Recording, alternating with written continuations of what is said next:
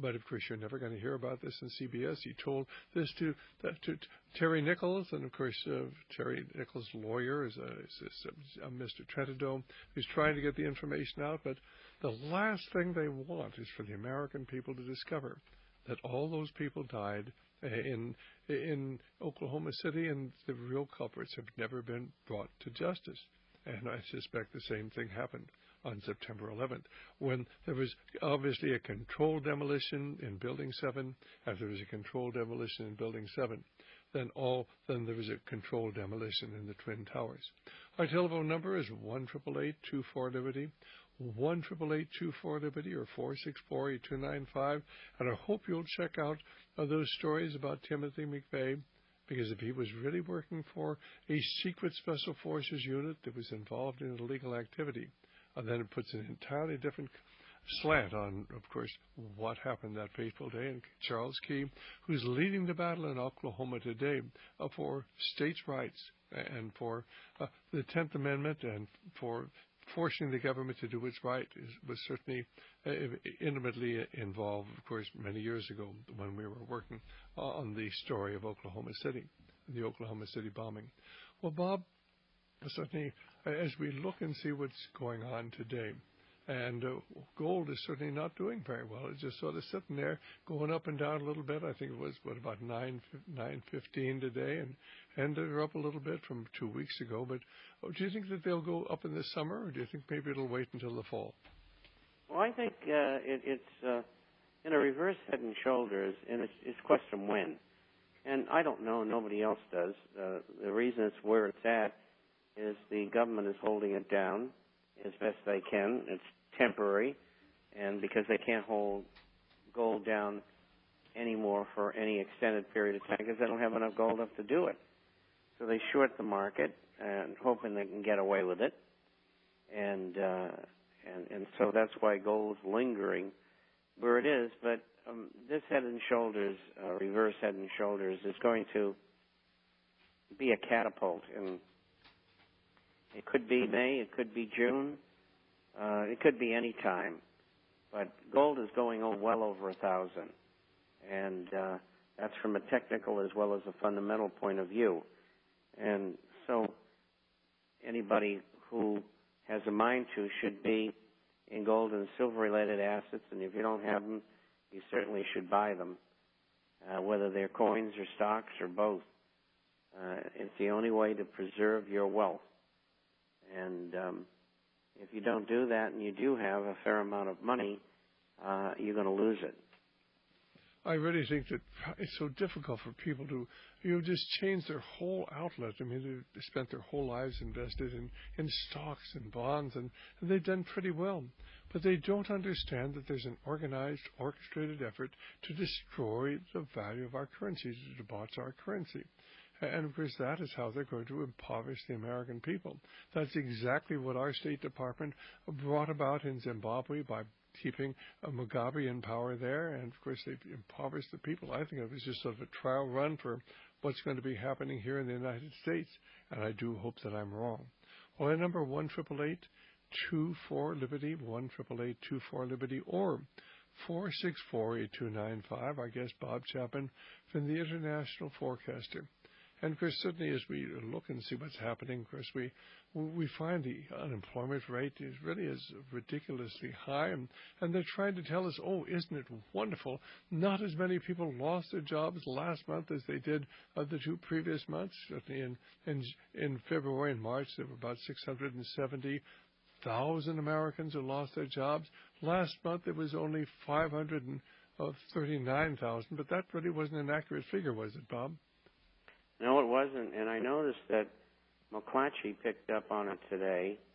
That's the news service, and they said that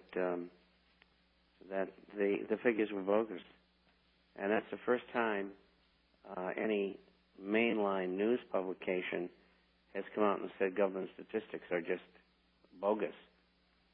And next, what they'll start doing in time is point out how the Federal Reserve, particularly the Working Group in Financial Markets, which is part of the Treasury,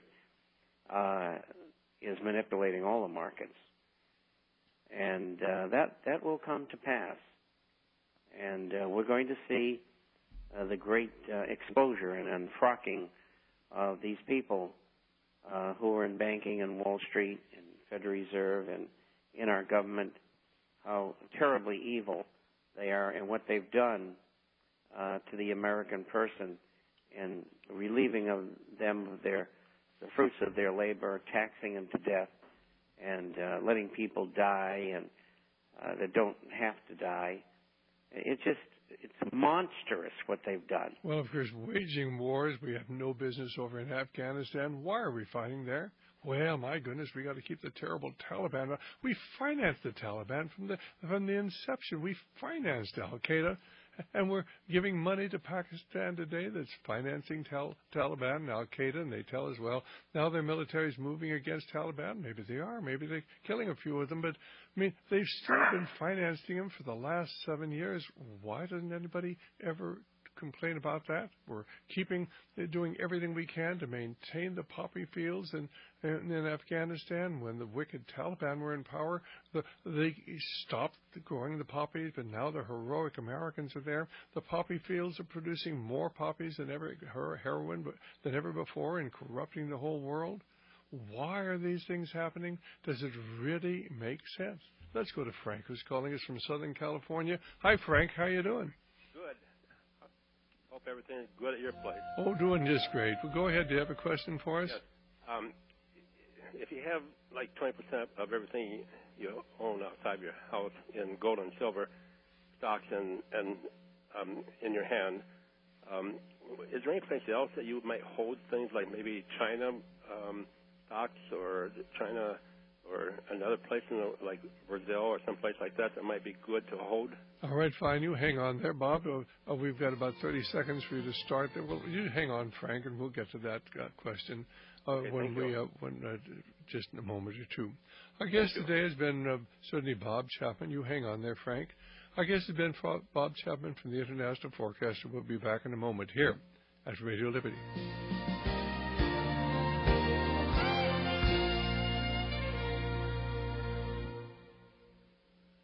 Well, Bob, you heard the question. You know, if you have 20% of your holdings in gold and silver, what about China stocks? What about other investments that would be safe? The world is not going to decouple from the United States and Western Europe.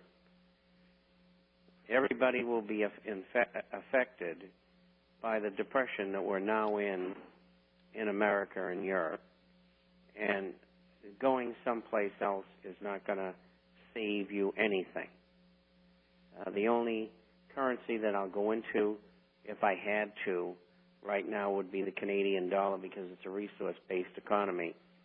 The Swiss have decided that they're going to go in the market and buy either treasuries or corporate paper, and I'm against that. I think it's a bad move.